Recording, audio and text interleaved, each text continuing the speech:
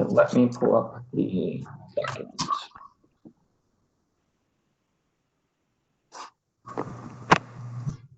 Right. Can everyone see my screen? Yes. Yes. All right. So thank you all for joining today to talk about the 2020 school inspection program. My name is Devin. I'm a business process specialist with L&I, helping to host the meeting. The goal is to cover the 6 items to obtain a certificate of special inspection. First, we're going to start off with brief introductions from our panelists, and then cover the inspection requirements, expectations, and cover the certification submission process through Eclipse. At the end, we've reserved some time to answer questions. Due to the size of the group that we have, we please ask to remain muted during the presentation. And then at the end, submit your questions via the chat window, and we'll respond to them in the order that we receive them. If we don't have enough time to get all of your questions, there will be a pop-up survey that comes up when you close the meeting today, and that will allow you to add any questions that we didn't have time to answer, and we'll follow up and get back to you with answers to those. So keep an eye out for that when you close the meeting. All right, and with that, I think we're ready to get started. So without further ado, I'd like to introduce Deputy Commissioner for the Department of Licenses and Inspections, Drew.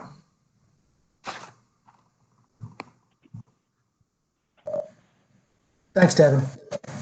So again, welcome everyone. Thank you for taking the time out of your day to sit on this webinar.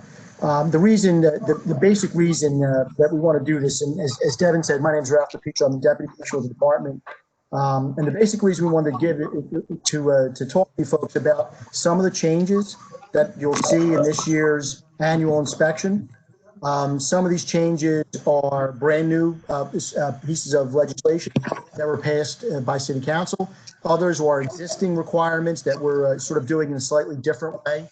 And again, we wanted to make sure that you folks had an opportunity to sort of see them, understand.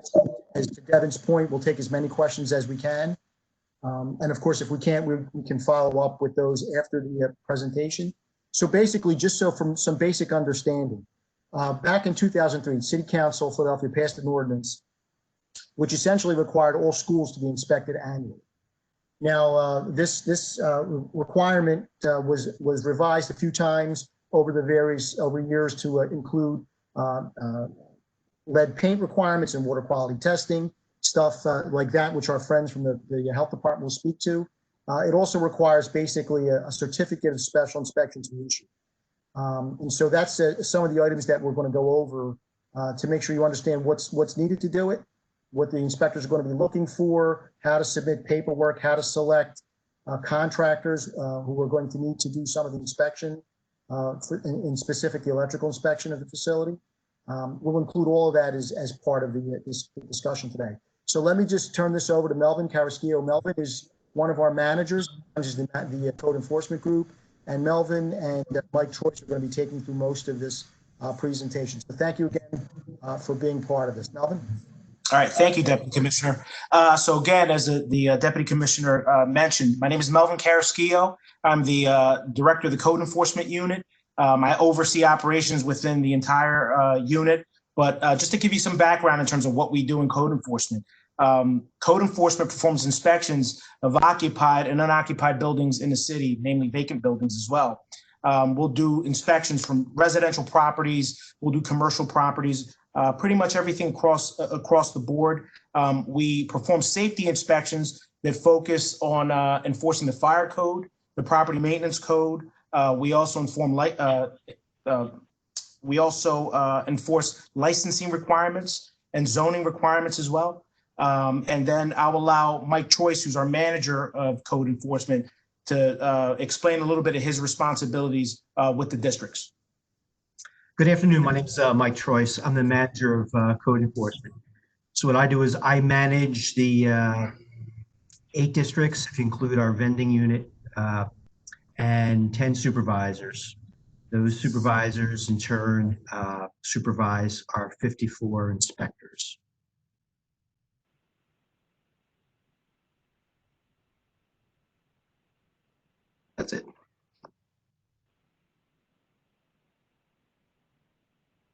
All right, thanks, Mike. First up, we have Jose Ramos from the Health Department. Jose?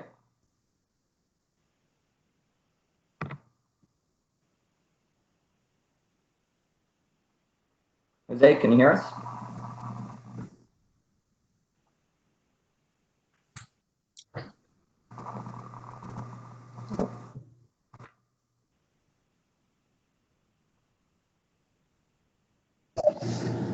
Okay. Jose, can you hear us? Everybody, I've been having issues with the audio, so I'm going to do a presentation, short presentation.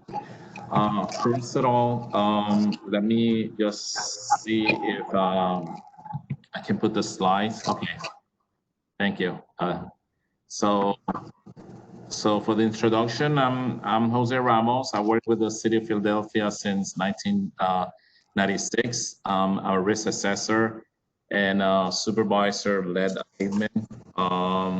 What we was going to discuss why this is so important to have this in place to prevent any poison for the children. And the other slide shows why we are very concerned. If you can move the other one, Devin, the other slides. Okay, lead can cause serious learning and behavior problems, hurts the brain, the nervous system. It makes the children hard to pay attention. It makes the damage permanent too. And even a small amount of lead, it can be very harmful. The children is very vulnerable to this damage in the brain too, and we want to prevent it. That's the main goal here. The next slide. The Philadelphia Code, there's two ordinances related to the water testing and the lead pain abatement. All the schools and daycare facilities need to test potable water outlet for lead to the pipes and fixtures connecting to the schools and daycares. They also need to, all school buildings prior to 1978 must be assessed as safe from lead paint hazards by a certified lead inspector. It can be done by a dust wipe technician too. They can take samples and submit it to the laboratory for test. Next slide. Before April 1, 2018, and after that, every 2 years, all the schools should be in compliance with this ordinance. All water outlet tests must be analyzed by a certified laboratory by the State Department of Environmental Protection. Any water outlet that exceeds 10 parts per billion or more need to be shut down within 24 hours, and they need to submit a notification. They need also to prepare an action plan. All the area should be safe from lead paint hazards and free from any condition can be exposed by the paint dust due to the lead. And the management should ensure that no fewer than 10 days to notify pending inspection any scope of work to the staff and to the parents of the children. Next slide.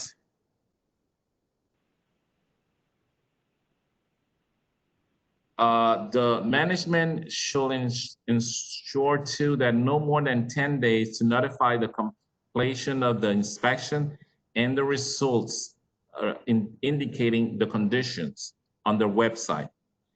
If they're not able to take appropriate steps, they should do it in 90 days once they know the findings. During the stabilization of the remediation work, they shall not allow students to occupy the affected area. The management should provide the results, and they need to post that results in 10 days. They need to be in compliance to the Pennsylvania Drinking Water Act by the state. Next slide. If you see, I just write down where you can find the ordinance, the bill numbers. So you can see the regulations there in this websites. You can email me if you have any specific questions for these bills. Next. What steps are you supposed to have to be in compliance with this regulation? Provider need to hire a risk assessor or need to hire a lead dust swipe technician to check the building, and they need to submit and take some samples and send it to the lab. They are the ones who are going to give you the certificate and the lab reports. Once you have the lab reports, you need to write a cover letter stating the name, address, contact information of your facility. The lab need to show the data sampling, the name of the laboratory, and they need to identify all the samples that the water outlet was tested. Next slide. If any of the lead results is equal or exceed the 10 parts per billion, you must discontinue use the tap immediately within 24 hours and report your response of action, what you're going to do with this elevated lead level in the cover letter to us. A statement that you had made the results of the water lead testing generally available to the public in 10 days. So you're supposed to have this information in 10 days. You can place it in your website and send us that information to us in the cover letter. Once we receive the information, we're going to issue a certificate or letter of compliance. We can be contact, you should provide the contact information in your cover letter too. If we don't have enough information to issue the certificate, then we're going to send you a non-compliance letter, and you should respond in 30 days. The email address to contact us regarding the report is waterleadtesting@phila.gov. Next slide. The other additional steps that you need to take if the water outlet is about 10 parts per billion, the water outlet need to be shut down immediately, and an action plan should be developed too. The action plan are implemented in 30 days from the receipt of the results from the labs. It may include the following remediation action. It can be the removal of the water outlet, the repair of the water outlet, the application of a filter at the water outlet, and the replacement of the water outlet with a state-of-the-art hydration station. Some faucets, like the toilet room hand sink, should have a physical sign showing that they cannot be used at all. Next. So we provide more information about any other, we have some grants to offer to the public. If the school have any parents interested, they can contact us, and besides that, we enforce the lead regulations. Next. And then you see the EPA website, our website, and my email. Any questions about the regulations, you can email me. I can answer once I receive it. Thank you. Thank you, Jesus. And next we have the drinking water fountains. Okay, so we'll discuss water fountains. So just to give you some background, in September of 2016, City Council passed an ordinance requiring educational use occupancies to be equipped with at least one drinking fountain per 100 students or a fraction thereof. At least one fountain shall be on each floor of the building without regard to the number of students. Water dispensers may be substituted for not more than 50% of the required number of drinking fountains. So in short, each school must provide at least one water fountain per 100 students, with a minimum of one per floor, and permit schools to provide water dispensers in lieu of a maximum of 50% of the required fountains. So just to give you a real world example, if you've got if your school occupies 4 floors, no more. If you've got one water fountain per floor, great. It just has to be functional. If you have water dispensers that substitute those water fountains, they can't exceed more than 50%. So in a school that occupies 4 floors, you can't have more than 2 of those end up being water dispensers. So as our inspectors go out to do these inspections, it's really important, number one, have them go out and do an assessment of the water fountains and make sure that they're functional.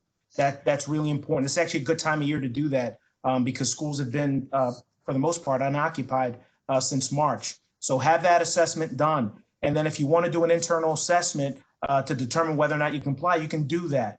But rest assured, if our inspectors go out to do that inspection, they'll go through and they'll make that assessment. If there's any issues with compliance of this requirement, they'll let you know. But that'll be part of our assessment when we go out and we do this inspection.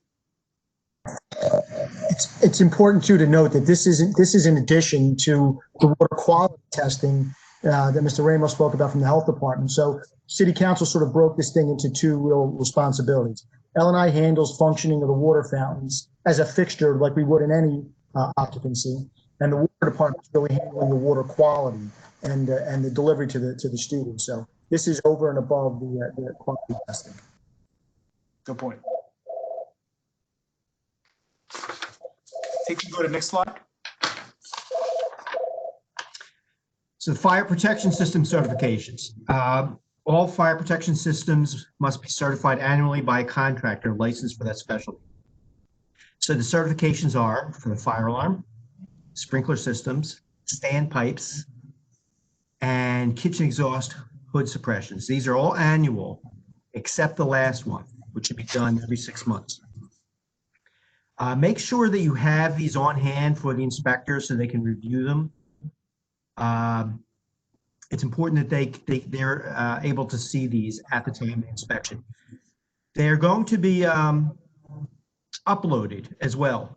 And later in this presentation, Devin is going to explain the process and how to upload these.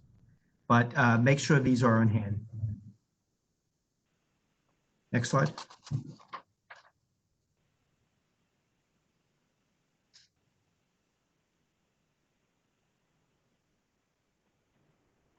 Ralph, I think you were going to do this one. So this is, I'm sorry, my apologies. So this is one of the requirements that's been in the code since the City Council first made this an ordinance back in '03, which basically means this: each school, public and charter, has to have the electrical system certified.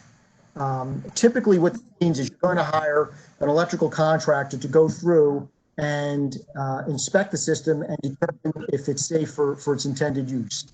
Now, this needs to be, you can see on the slide here, we reference electrical contractor or electrical inspection agency. Now, my guess is most of you folks will probably want to use an electrical contractor. And again, as Mr. Troy said, a little bit later in the presentation, Devin will sort of walk you through how that certification upload happens. But the important part, I think, for you administrators and perhaps property owners, you're going to want to make sure that if you hire an electrical contractor, that they're properly licensed. Again, we'll show you how to look at that a little bit later in the presentation. In essence, what's going to happen is a licensed electrical contractor needs to come to the building, look at the electrical system, and then produce a certification, which is basically a very basic inspection report that details the condition of the system and will let us know that it's safe for its intended use. Now, this doesn't necessarily mean it's got to be brought up to the current code. That's not how these kinds of inspections work. They're really existing building assessments, right?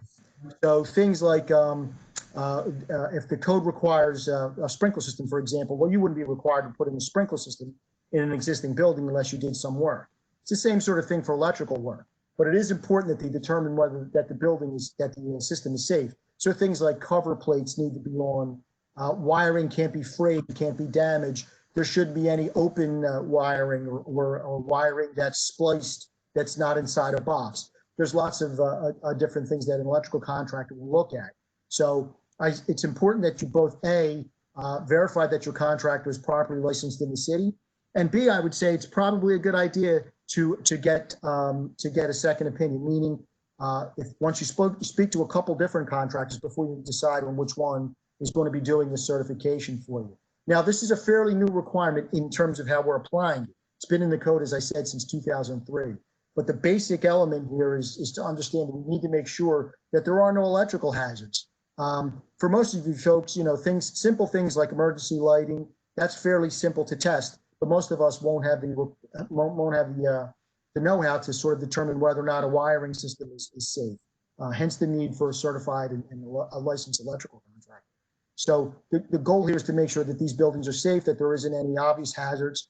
Typically inspectors, and in fact, this is one of the more common violations that are issued. They very commonly find what we consider to be either open junction boxes that are boxes where multiple wires are coming in with no cover, and that's a potential ignition hazard. But it's also, they're looking for things like storage in an electrical equipment room. That's typically not permitted. Obviously, we don't want to have storage or combustible storage in particular in a place where there's ignition hazards or potential ignition hazards. So the goal here again is to make sure that the system is safe, that there's no particular immediate threat or potential threat to your students and to your faculty. And then once they give the okay, they're going to upload that certification directly into our system. And as I said, Devin will talk a little bit about that at the end of the presentation. And that's really just so you have a sense of how it's done. You folks won't be doing this, your contractor will be doing it. But we want to make sure that you have a sense of what it is so you'll know what to look out for, and to make sure that the person or the persons you contract with are doing the right thing and that you're actually getting what you paid for.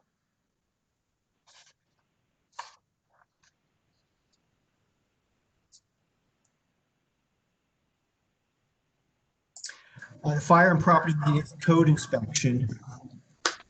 The Department of License and Inspection must inspect your school annually for compliance with the fire code and property maintenance code.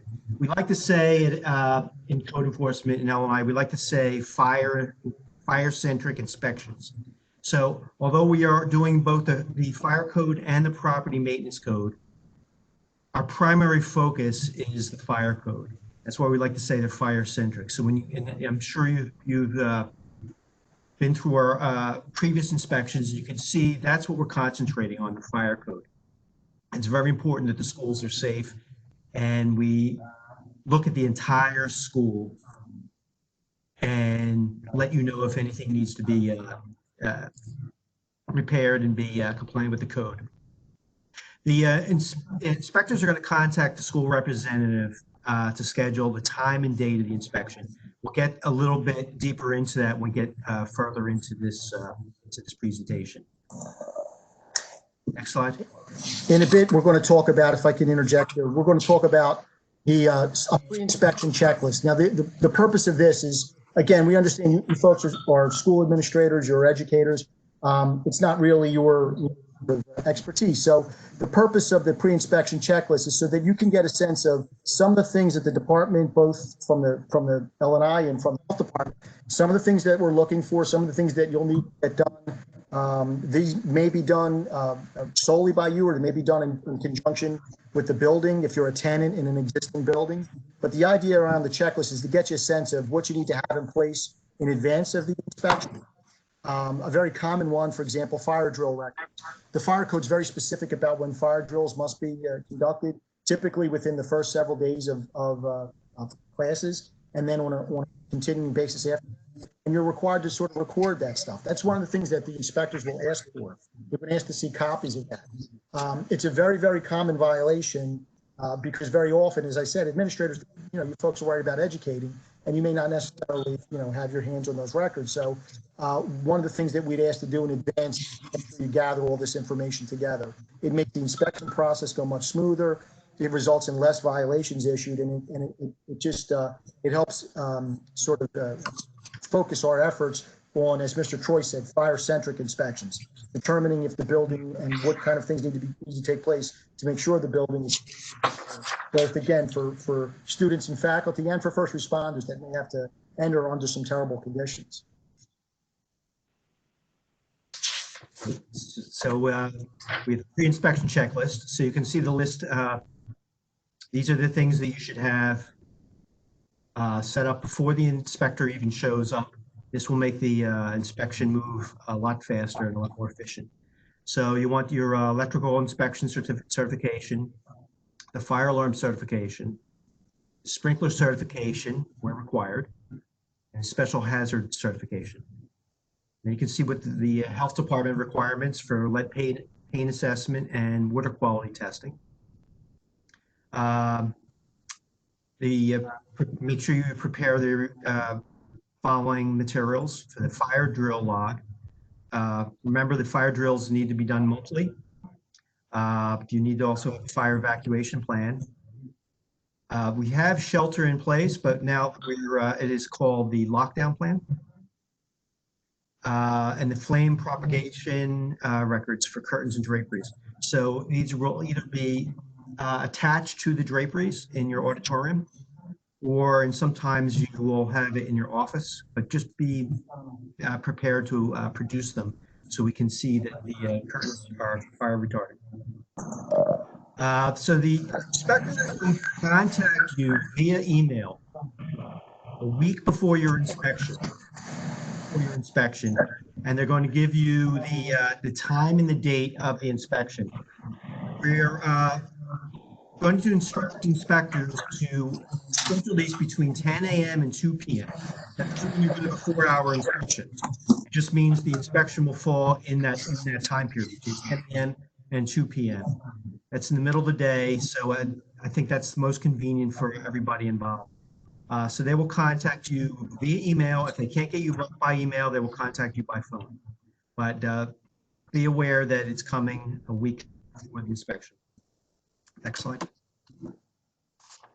All right, so what to expect during your inspection. Most of the folks that are probably on this call have been, they're pretty used to the inspection process. We've been doing these for years.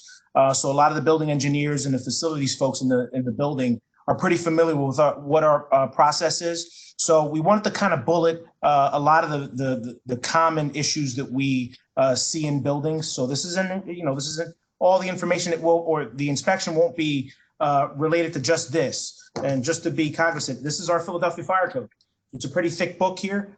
We've got another property maintenance code book. So again, these are hot button issues that we see time and time again at schools, but it doesn't just include this. So an inspector needs access to all areas of the space, which includes, we're going to need access to equipment rooms, below grade spaces, closets, chemistry rooms and labs, and computer rooms. And it's not just that. If there's other areas in the building that the inspector needs access to, we'll request that. These specific areas typically have specific hazards and their requirements associated with these rooms. So a complete inspection really requires full access. So what we do ask is that whoever you have that's going to be the responsible party that's going to accompany the inspector, that they have keys to all these areas, that we can really access all the areas within the building that are necessary. One of the points that the deputy commissioner brought up as we prep this process, there may be some schools that only occupy a certain number of floors and other spaces are occupied by other uses. If that's the case, then we need to get access to those areas. If you don't have access to your basement, sometimes your fire alarm panels are located in the basement. We need access to those areas. So again, we need a complete inspection requires full access. So a responsible party must accompany the inspector during an inspection. I can't tell you the number of times throughout the years, we had folks that would say, just go out, do the inspection. We can't do that. We need to be accompanied. We need to have somebody that's there that knows the building, that can get us into those spaces. So please, please, please assign someone that can get us into those spaces. So inspectors will focus on fire safety matters, which include egress corridors are clear. You want these hallways clear. I know sometimes during the summer, especially when you guys are doing clean outs at the end of the year, they'll clear out the classrooms because They may be stripping floors or painting walls, and then all the furniture ends up in the hallway. We understand that. In typical conditions, when the school's operating, we really want those corridors and those hallways clear. Exit doors are clearly marked and operable. So in other words, yes? The exit doors have to be functional. They need to be able to latch and lock. You really don't want any penetrations on the doors, especially if they're fire doors. They have to, be able to function as designed. As Mr. Troyes talked about in the previous slide, fire protection systems, your fire alarm, your sprinkler, kitchen suppression, emergency lighting, those systems have to be operable. They're a life safety mechanism, and they have to be fully functional when we go out. So we'll go out and we'll do visual observations to see if these things appear to be functional. We'll look at the fire alarm panel to see if it's marking green, and we'll go through that process as we go along. But again, those systems have to be certified, so we have to have those documents in place and visible for us to kind of see if they've been certified. Regarding fire extinguishers, where they're required, they have to be mounted, tested, and tagged. I can't tell you the number of times, and we're cognizant. We see this quite a bit at public schools, where some of the students, they'll tear the tags off of the fire extinguishers.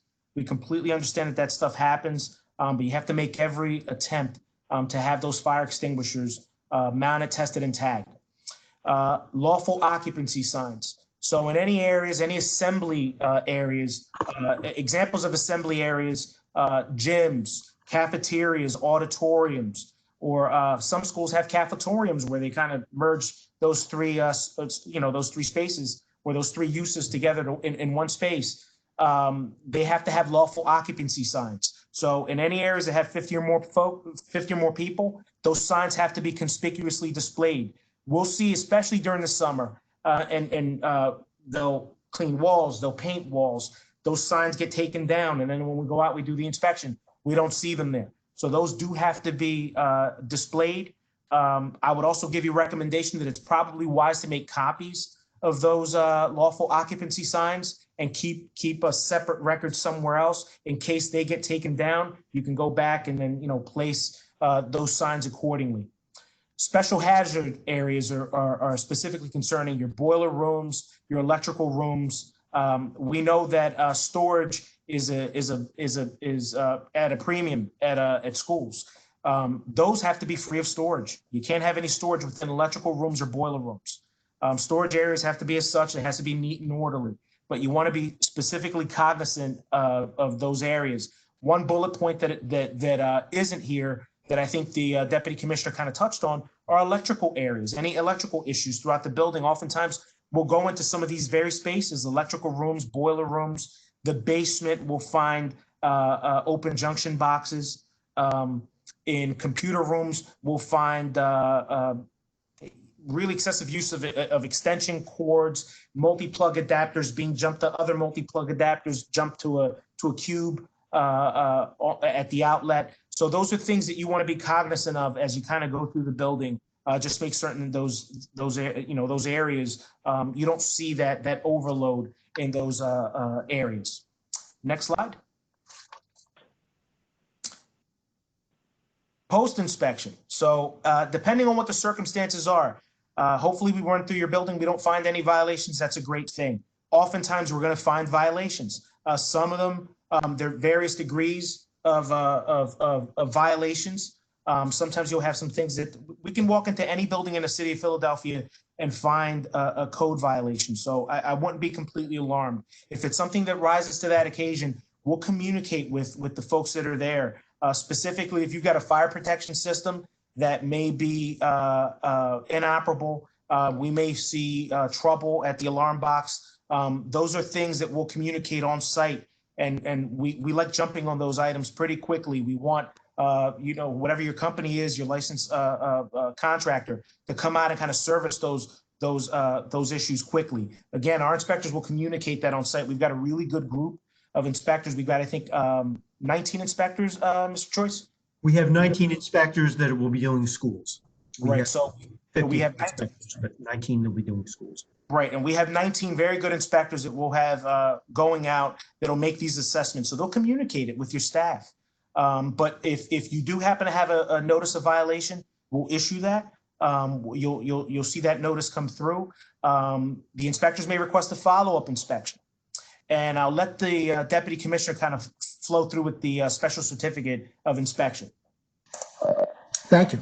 So typically what we did, as Mr. Carrasquillo said, it's not unusual to find violations. Simply getting a violation won't preclude issuance of a special certificate of inspection. Now, certain violations might. For example, if we were to go through the building and find your fire alarm system is inoperable, that's a pretty big one. That's certainly something significant enough, and that might preclude issuance of the special certificate. Other violations, to varying degrees, may or may not.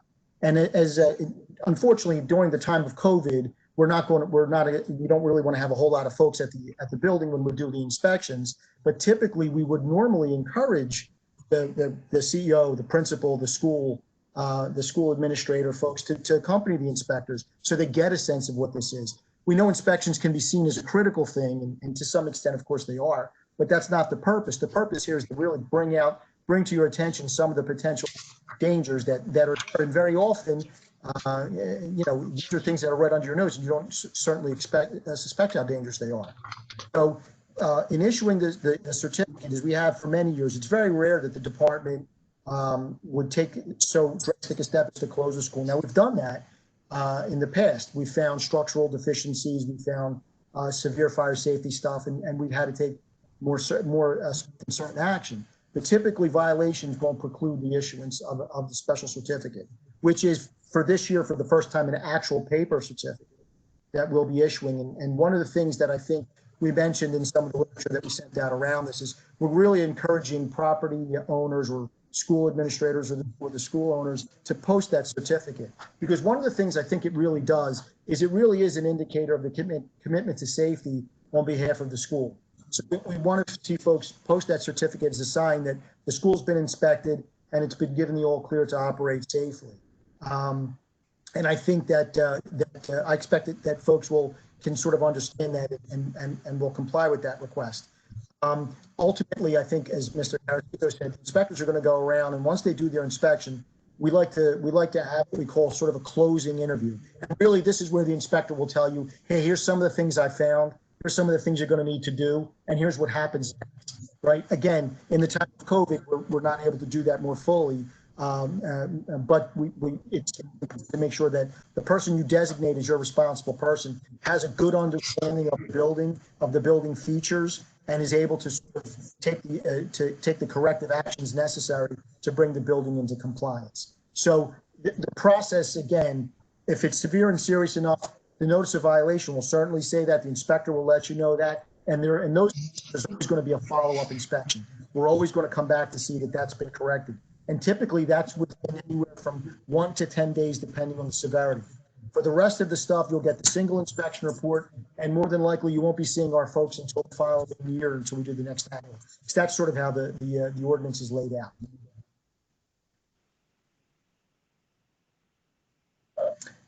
So now, Devin, are you going to go through quickly the process of submitting a certification? Yep, thank you, Ralph. So now I'm going to go through what the contractors are going to do to submit the electrical certification online.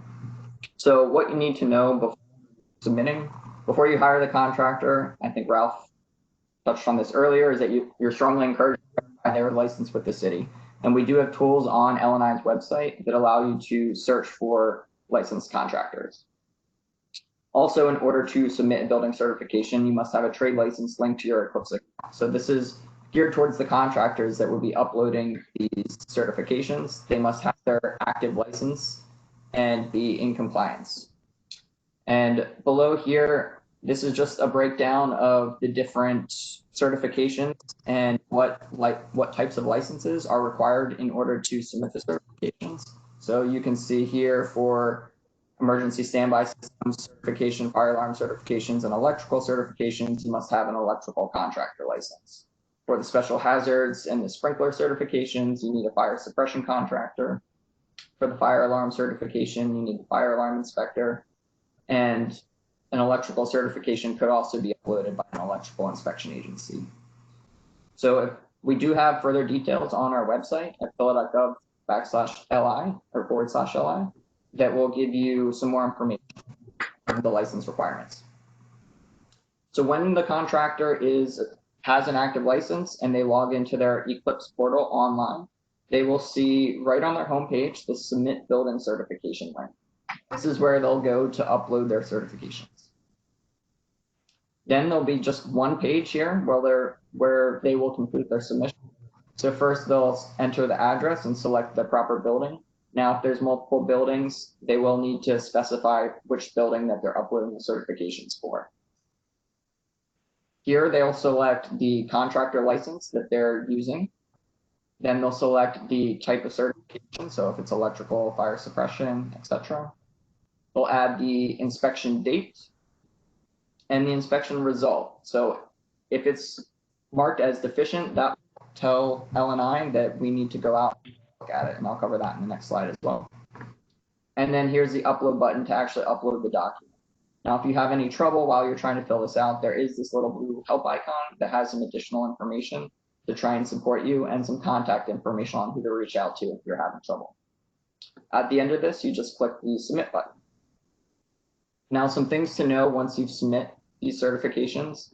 Any certifications as deficient will be investigated by an inspector, so we'll automatically create a complaint for you to go out and take a look at it. Also, once you've submitted your building certification, L&I will notify you if there's any issues found with your submission. So you won't have anything to do once it's been submitted unless you are contacted by L&I. Now, note, there is no management or meeting submissions once you've sent it in. So if you do contacted by L&I and need to make updates, you'll just need to resubmit. It won't have within your Eclipse account all the previous submissions that you've received. It's just a submission that we need to look at and tell you if you need to. Devin, if I could step in too very quickly. So earlier in the slide deck here, we sort of spelled out the various types of certification and why and who completes them. And that's sort of important because you may be dealing, again, you may be a tenant in the building and some of this may be on the building owner to do, or you may be responsible for that, for the entire building if you're the owner or if that's what your agreement is. Ultimately, what'll happen, you'll be dealing with a couple different types of contractors. One is typically a sprinkler contractor, and they're going to be able to do your suppression work. We keep referring to special hazards, but really what that is the kitchen suppression systems. If you have a very big laboratory, you might have a special hazard system in there. So sprinklers, special hazards, and standpipe systems, they're going to be done by fire suppression contractors. Now, these are folks that are licensed from the city. Their workers are licensed by the city. They're required to pass a test to ensure that they fully understand the sprinkler requirements in the fire code. And so that's why they can only complete those sorts of certifications. Similar with electrical contractors. In electrical contractors, there's a couple different certifications that they do. The fire alarm is the most obvious one. That's a fire alarm system. The electrical certification that we spoke about earlier, which is really the assessment of the existing certification. And this is particular to schools. This isn't done anywhere else unless, of course, a problem is found. The other one is emergency and standby systems. So that's really two, just for your purposes so you understand. If you're in a larger building, chances are you have a generator or some other way to provide emergency power. This is typically a building owner thing. Most smaller schools or small buildings, really, if they have emergency lighting, it's powered through a battery pack in the lighting. And that's one of the things that your electrician will test. Basically, there's requirements in the code for testing these things. It's very straightforward. So I don't want you to be confused by the emergency and standby power system certification. That's typically very large buildings, entire systems dedicated to running the operation if the building loses power, high-rise buildings, for example. So there's a couple different contractors you're going to deal with. It's important, as I said, to make sure they're fully licensed using the department's website. It's also important to call a couple contractors, unless, of course, you already have a relationship with one, just to make sure that you're getting a good price for the good work and that they understand what's necessary to be done in order to satisfy the city requirements. All right, thank you, Ralph. Now, there's just one more slide that has some key contacts. So if you have questions based on this, on the school inspections, we have the school inspections li at phila.gov. And as Jose from the health department was stating earlier, you can email him questions related to the health requirements. So now I think we're ready to take questions, which I've seen some come through. So let me pull up.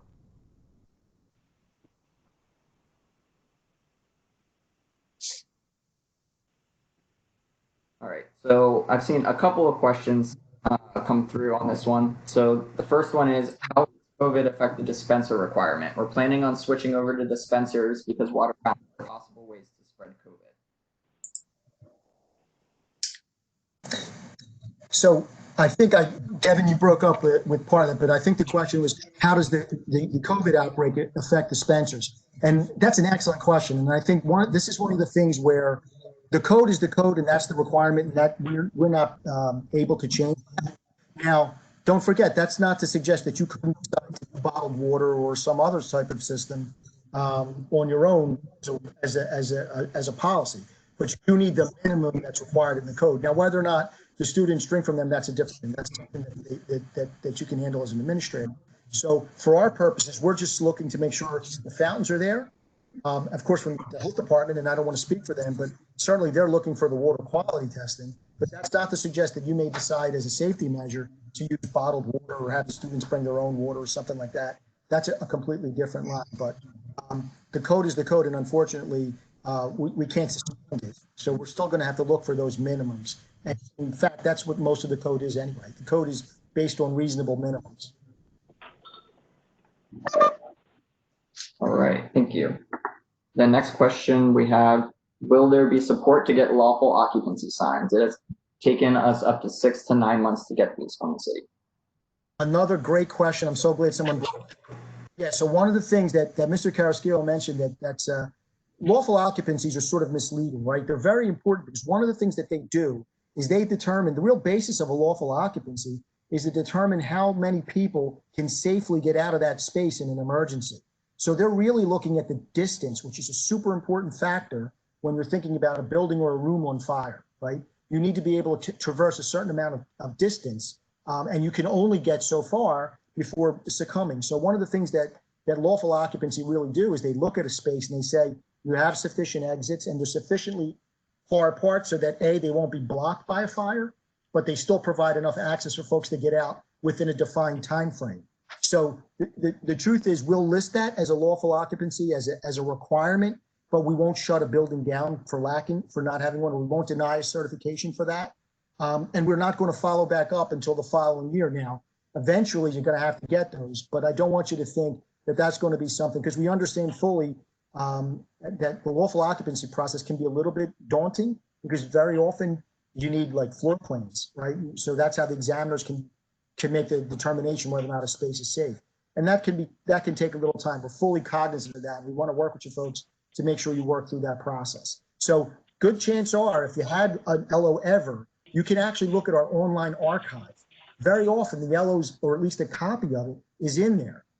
If that's the case, an actual sign, you can apply for a replacement sign through the department. It's a building permit like any other, except you just fill out the application and ask for a replacement LO.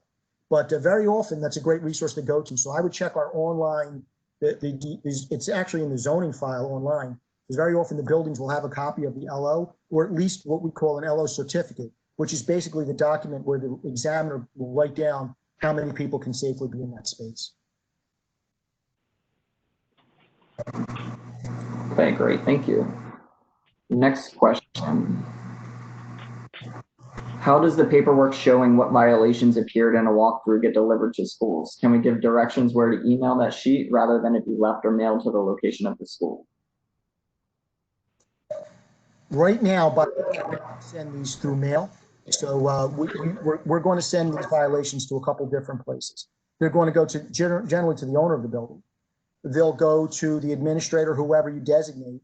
Now, if there's other folks that you want to get this, you can give that information to the inspector and they can add them on.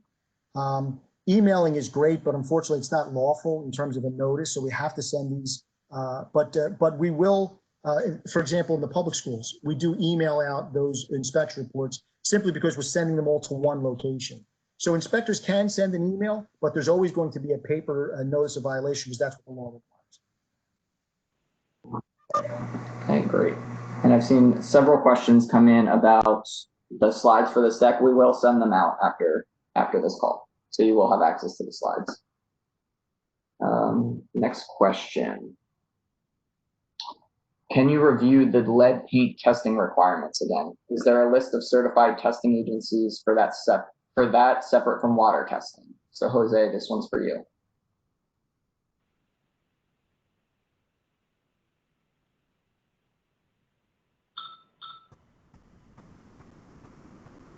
Jose, are you still there? He's on mute. Jose, can you hear me?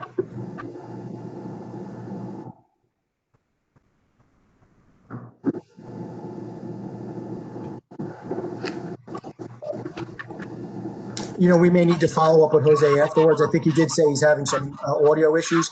One thing I can say, the health department's website's got a ton of information about this sort of stuff.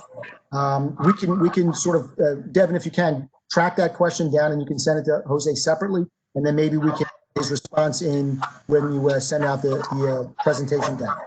Okay, that sounds great. Next question I have, if I have a CO from the city, does that count for an electrical system certification? Unfortunately, no. For example, if the building was just built and it's a new construction, then yeah, because what happens is when a new construction is built, the building is inspected by an third-party electrical agency, and they produce an inspection report. Typically, that's sent to the department separately. But if your building's been around for any period of time, unfortunately, after like that first year, you have to get the annual inspection by a licensed electrical contractor. Right.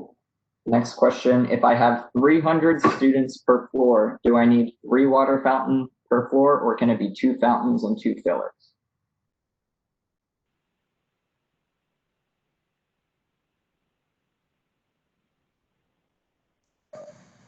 I'm going to defer to Melvin. He's our water fountain expert. My apologies. Why don't we go in and if you can get the contact information for that person, we'll go in and we'll do that independently. Okay, sounds good. Let's check, see what else we have here. If a contractor is not registered on Eclipse, is there another way to submit inspection reports?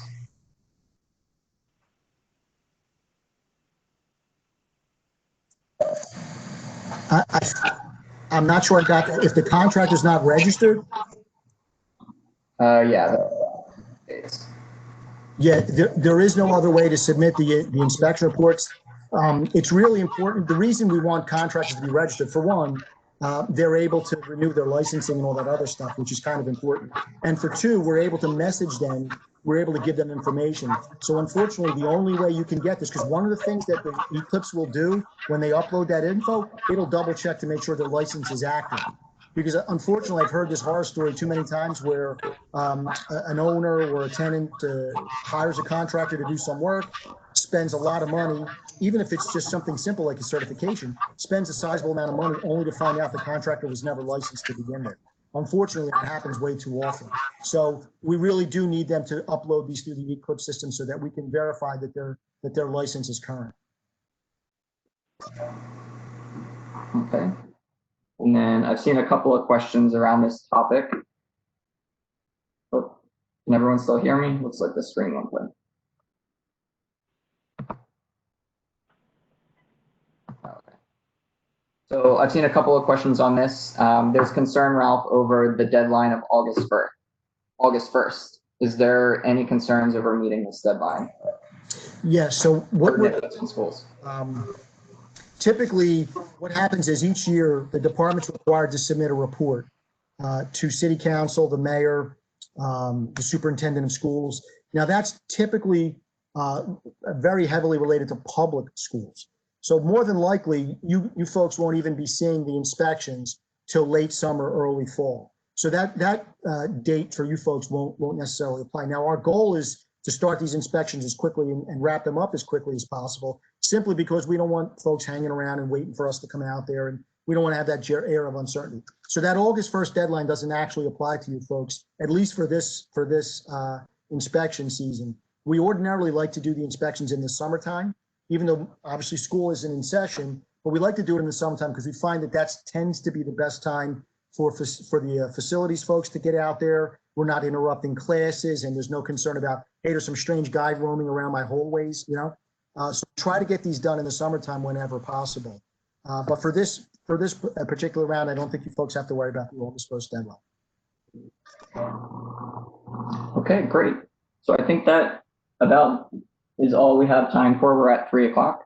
So I'm sorry if we didn't get to all of your questions, but like I said, when you close the meeting for today, you will get a pop-up that allows you to submit an additional question if you have anything that we didn't have a chance to answer.